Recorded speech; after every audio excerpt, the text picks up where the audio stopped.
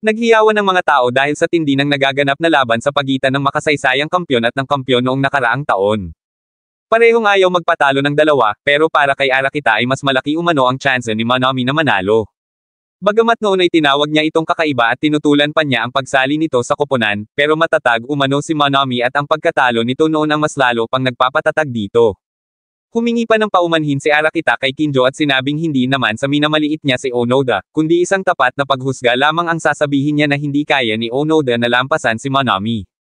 Nang mga oras na iyon ay pansin ng mga manunood na napag-iiwanan na si Onoda dahil hindi ito makasabay sa bilis ni Manami. Para kay Arakita, kung ang isa umano sa mga ito ay mapag-iwanan ng may layong 10 metro ay sigurado na ang pagkapanalo ng nangungunang siklista. Dagdag pa nito na sa isang harapang labanan na may 500 metro na lang ang natitira, mauubos na ang lakas ng dalawa, at ang tanging magpapasya na lang ay ang tibay ng loob na bunga ng lahat ng karanasang pinagdaanan ng mga iyon hanggang ngayon. Kasabay ng pangyayaring iyon ay unti-unting lumalaki ang pagitan ni Manami at Onoda, sapagkat hindi na maipidal ni Onoda ang kanyang paa. Gayunpaman, nagsalita si Kinjo at sinabi kay Arakita na karapat-dapat at may kakayahan ding manalo si Onoda, sapagkat ang pag-unlad umano niyon ay maayos at tuloy-tuloy. Sinabi ni Kinjo na halos kasabay ng pagkapanalo ni Onoda noon sa Inter-High ay may isang mahalagang bagay ang nawala dito. Iyon ay ang lalaking labis na hinahangaan at tinitingala ni Onoda, na kasamang sumabak sa Inter-High, at laging nagbibigay ng payo na bigla na lang nawala sa kanyang paningin. Bagamat konting buwan pa lang ang lumipas mula nang magkakilala ang mga iyon, pero dahil pareho umanong climber ay nahumaling doon ng labis si Onoda. Dagdag pa ni Kinjo na hindi tagumpay ang nagtutulak kay Onoda sapagkat mas mahalaga umano doon ang koneksyon kaysa panalo.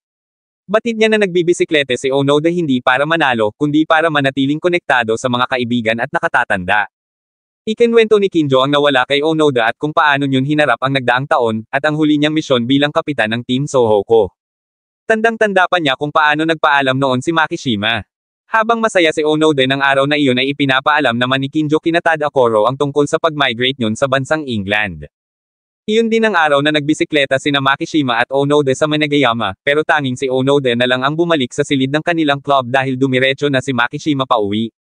Doon kinausap ni Kinjo ang ating bida para sabihin ang tungkol sa pamamaalam ni Makishima sa paaralan at sa kanilang club, bagay na labis namang ikinalungkot nito. Naging mas masakit pa para kina Kinjo na makita kung gaano kalungkot at walang sigla si Onoda, pero kahit ganon ay pinilit pa rin itong ipagpatuloy ang ensayo kahit madalas itong nadadapa. At kahit naipasa niya na kay Teshima ang titulo ng pagiging kapitan ay hiniram niya muna rito si Onoda para makausap, dahil bilang dating kapitan ay napagtanto niya na may dapat pa siyang sabihin dito. Nang sumunod na araw ay isinama niya si Onoda sa tabing dagat at doon niya ikinwento ang tungkol sa dati niyang senior na hinahangaan. Ngunit nang tumungtong siya sa second year ay umalis na iyon sa paaralan upang magtrabaho sa malayo. Madalas silang pumunta noon sa lugar na iyon at sinusubukan nilang patamaan ang boy ay gamit ang mga bato. Nung una yung pinasubukang gawin sa kanya ni Kiseki, ni minsan ay hindi niya natamaan ang boya. Pero nang lumipat na si Kiseki, wala nang pumupuri kay Kinjo kapag mag-isa siyang pumupunta doon ay natatamaan niya na iyon. Para kay Kinjo, minsan ang mga saglit na pagtatagpo ay may dala umanong sakit na hindi inaasahan. Pagkatapos ng pag-uusap nilang iyon, unti-unti nang nag-improve si Onoda at hindi na rin iyon natutamba tuwing practice, kaya naman nagtaka si Teshima kung ano ang sinabi doon ni Kinjo. Napangiti na lang si Kinjo at sinabing iyon ay dahil din sa magaling na pamumuno ni Teshima sa team. Gayunpaman, minsan ay napapansin umano ni Teshima na hindi pa rin nakaka-move on si Onoda kaya sinabi ni Kinjo na karaniwan ay sapat na ang manalo sa karera para mawala ang emosyonal na problema. Dahil doon ay sinabi ni Teshima na gagawa sila ng paraan, at inanyayahan nito si Kinjo na dumalaw paminsan-minsan sa silid ng club. Isang beses na dumating doon si Kinjo ay naabutan niya si Onoda na nagsusulat na naman ng liham para kay Makishima upang ikwento ang mga nangyayari. Masaya si Onoda sa paggawa ng mga liham, pero nagtataka ito kung bakit ni isa ay hindi man lang sumasagot si Makishima. Sinabi ni Kinjo na may pagka-weird talaga si Makishima at wala ring hilig magsulat, pero kahit ganon ay sigurado si Kinjo na masayang binabasa ni Makishima ang mga liham. Nabanggit din niya kay Onoda na nagpadala rin siya ng sulat kay Makishima nung nakaraan, at sinabi niya rito ang ipinapasabi ni Makishima na salamat umano sa lahat ng mga sulat ni Onoda. Nagulat ang ating bida nang marinig iyon, dahil ibig sabihin ay nababasa umano ni Makishima ang mga ipinadadala niyang liham. Hindi naman makapaniwala si Kinjo na dahil lang doon ay tataas ng ganoon ang presyon ni Onoda, kaya sinabi nito sa kanyang sarili na nakakabigla at ibang klase talagang tao si Onoda. Simula noon ay napansin ni Kinjo na mabilis naka-recover ang ating bida pagkatapos ng araw na iyon. Samantala, nang sumunod na araw ay natuwa ang team nang makita na nagagawa ng makahabol sa kanila ni Onoda. Bumalik na ang dati nitong bilis at bakas na rin ang ngiti sa mukha nito. Dahil doon ay hinamon agad ito ni Teshima ng isang karera hanggang sa tuktok, pero dahil si Onoda lang ang climber sa kanilang lima ay may kondisyon na kailangang maghintay ni Onoda ng 1 minuto sa tapat ng vending machine. Buong tapang na tinanggap ni Onoda ang hamon kaya nang huminto ito sa tapat ng vending machine ay agad nang umarangkada ang 4. Ngunit kahit huminto pa si Onoda ay mabilis lang nitong nalampasan sina Naruko at Teshima. Doon napatunayan ni Teshima na tuluyan nang naka-recover si Onoda, at masaya siya para dito kaya naisip niyang ibalita agad kay Kinjo ang tungkol doon. Sa kasalukuyan, sinabi ni Kinjo na sa paraang iyon nakalabas si Onoda mula sa kadiliman, at doon niya lang napagtanto kung ano ang nagtutulak kay Onoda para magbisikleta. Tulad umano ng tuwa niyon sa maikling sulat ni Makishima, tulad ng pagsakay niyon sa bisikletang hindi pa nasasakyan noon sa unang taon, para lang habulin ang dalawa ay hindi talaga umano hinahangad ni Onoda ang manalo. Dagdag pa ni Kinjo na ang habulin ang mga nauuna at ang makipag-ugnayan sa mga kakampi ang mga simpleng dahilan kung bakit pumapadyak si Onoda, at palagi umano siyang nasusuprese sa mga hindi inaasahang kilos niyon.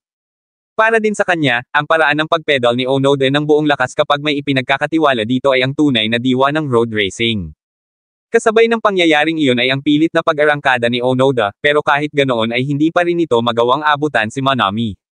500 metro na lang ang natitira at mapapansin na parang baliwala lang kay Manami ang pagpadyak ng mabilis, lalo na at dala nito ang ibinigay na numero at tiwala ni Tudo.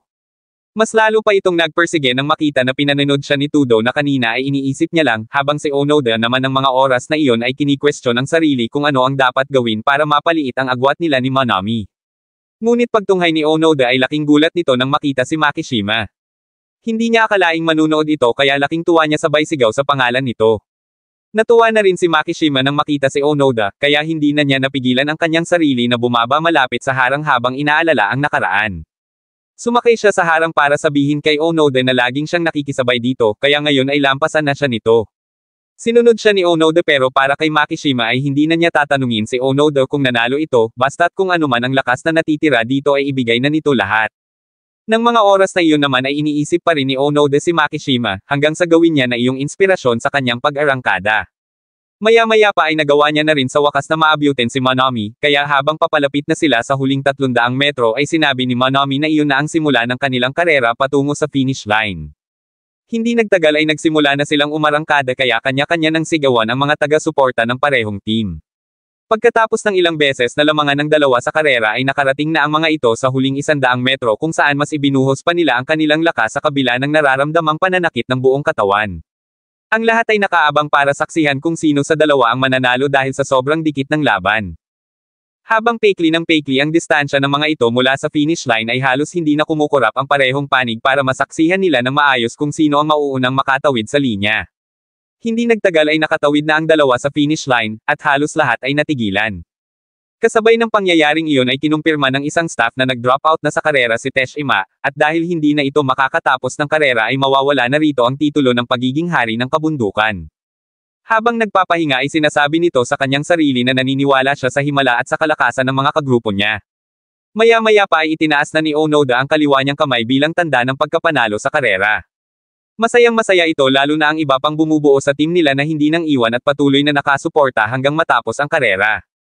Agad ng mga itong nilapitan ang pagod na si Onoda, at ganun din ang ginawa ng mga taga-Hakone para kay Manami. Pero bago pa man nila marating ang dalawa ay nagkaroon muna ang mga ito ng mixing pag-uusap. Bagamat para kay Onoda ay weird ang sasabihin niya, pero nagpasalamat pa rin ito kay Manami. Sumagot si Manami at sinabing sobrang dismayado siya ngayon, pero kahit ganoon ay ibinigay naman umano niya ang lahat at ang buong makakaya niya. Wala rin umano itong pagsisisi ngayon at hindi nito iniisip kung ano pa sana ang pwede niyang ginawa, kaya kasing linaw umano ng langit ang isipan nito ngayon. Dagdag pa ni Manami na kung pareho silang makasali ni Onoda sa Inter-High sa susunod na taon ay sa finish line ng unang araw sa bundok na lang sila magkarera gaya ng ginawa noon ni Tudo at Makishima. Pagkatapos nyo ay sabay ng natamba ang dalawa kaya agad ang mga itong tinulungan ng mga kitim nila. Doon pa lang din tuluyang naipahayag ni Sugimoto at ng iba ang kanilang tuwa para sa pagkapanalo ni Onoda, habang para naman kina Seide Toki at Danchiko ay isang inspirasyon si Onoda upang magpursige sa susunod na taon. Nakarating na rin malapit sa finish line sina Kuroda at Imaizumi, at sa huli ay si Kuroda ang unang nakatawid sa finish line kaya ito ang nakakuha ng ikatlong pwesto. Gayunpaman, masayang-masaya pa rin naman si Ima Izumi dahil nagawang maipanalo ni Onoda ang karera kaya agad niya itong nilapitan sabay yakap at binati. Nang marinig naman ni Teshima ang balita ng pagkapanalo ni Onoda ay naiyak na lang ito sa tuwa habang naaalala ang lahat ng mahihirap nilang pinagdaanan noon lalo na sa mga pag-insayo. Habang iniisip iyon ay humingi na lang din siya ng paumanhin dahil hindi umano siya makaka-attend sa award ceremony, nang bigla niyang marinig ang pagsigaw ni Kaburagi para sabihin ang balitang pasasabayin sila ng mga staff patungo sa tuktok. Nang mga oras na iyon ay magkasunod namang nakatawid sina Ashikiba at Izumaide sa finish line. Malungkot si Izumaide para sa pagkatalong muli ni Manami laban kay Onoda, lalo na at nangako ito noon kay Fukutomi na maghihiganti ito sa laban ngayong taon. Alam din ni Izumaide kung gaano nagpersige si Manami sa gitna ng pagkabigo at responsibilidad, pero ni minsan ay hindi niya ito pinuri. Bilang kapitan ay ayaw niyang pahinain ang determinasyon ni Manami, lalo na at sila lang dalawa sa mga miyembro ang nakakaalam ng pagkabigo noong nakaraang taon, kaya naman naiiyak na sinabi ni Izumaide sa kanyang sarili na pupurihin niya si Manami oras na makabalik na sila sa kanilang tent. Samantala, masaya naman ang iba pang miyembro ng team, lalo na si Teshima dahil nakarating sila bago pa man ang award ceremony. Sa ibang dako naman ng lugar na iyon, kinausap ni Arakita si Manami Nanoy nagmumuni-muni sa may tabing kalsada.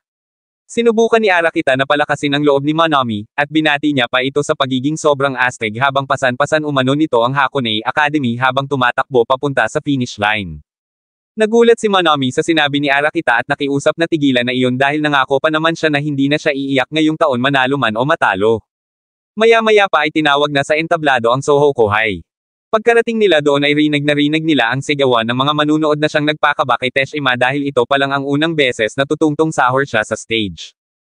Hindi magtagal ay tumaas na silang anim, at doon ay idineklara na ang pagkapanalo ng team nila. Pagkatapos nyo ay inianunsyo naman ang tatlong may individual na parangal para umakyat sa podium. Una nang tinawag si Kuroda na inapiren at binati pa ni Izumaida. Sumunod si Manami na sinabihan naman ni Izumaide na walang dahilan para yumuko, dahil ang ikalawang pwesto umano ay talagang kahanga-hanga para sa Inter-High. Pagkatapos ay humarap ito kay Onoda at nagpasalamat, hanggang sa tawagin na ang ating bida para tumungtong sa podium at doon ay nagpalakpakan ang lahat, kakampi man o kalaban. Sa huli ay idinisplay nila sa silid ng kanilang club ang natanggap na tropeyo, pati na rin ang litrato nilang lahat.